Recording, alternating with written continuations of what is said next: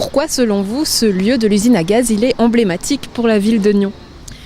Alors, je pense qu'une des choses qu'on peut dire, c'est que pour certaines personnes dont je fais partie, il a traversé pour moi plus de la moitié de ma vie, comme bénévole, mais aussi au tout début quand on a voulu la sauver, cette usine à gaz. Donc mes enfants, ils ne sont pas nés, mais enfin, ils y ont grandi, c'était un lieu de vie pour eux.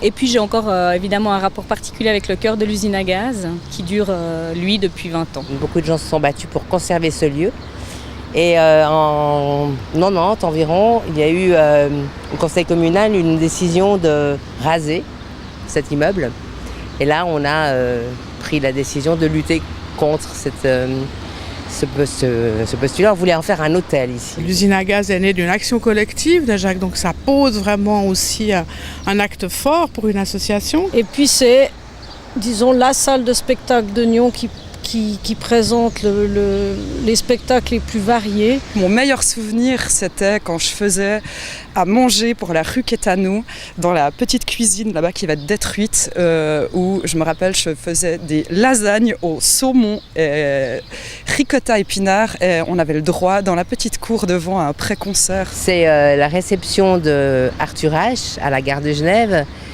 Et on était allé avec Caroline Morcar, et toutes les deux on avait une rose dans la main pour qu'ils nous reconnaissent.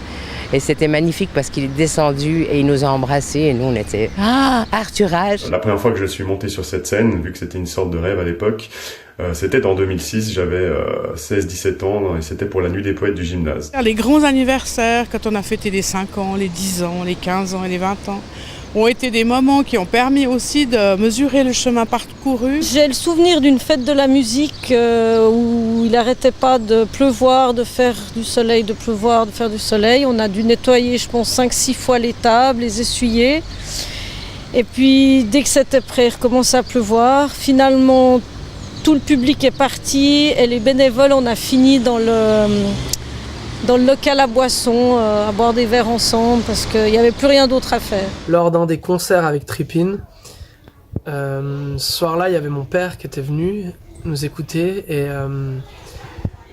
j'ai joué un morceau que je lui ai dédié et à la fin de ce morceau, il est monté sur scène et il m'a pris dans ses bras. L'usine à gaz va devoir fermer ses portes durant 2 ans pour des travaux. Est-ce que vous appréhendez cette période ? Alors oui, d'une certaine façon, c'est vrai que j'ai entendu beaucoup de personnes du public dire « mais qu'est-ce qu'on va devenir sans usine à gaz pendant 2 ans ?» Alors c'est vrai que ça va être une période longue, mais enfin c'est une gestation qui est nécessaire. Je suis un peu inquiète. Pour moi, c'est très très important qu'il se passe encore des choses avec le label usine à gaz. Moi, j'ai un peu peur que si pendant 2 ans il ne se passe rien, les gens aient tendance un peu à oublier l'usine à gaz. Donc pour moi, c'est très très important.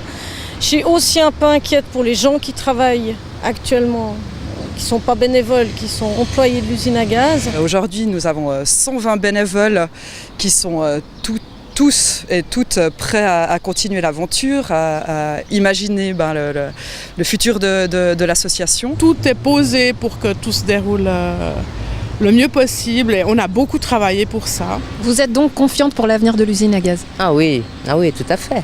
Surtout avec une deuxième salle, ça va être splendide. Alors rien que pour ça, je resterai jusqu'à ce moment-là. Si je suis là.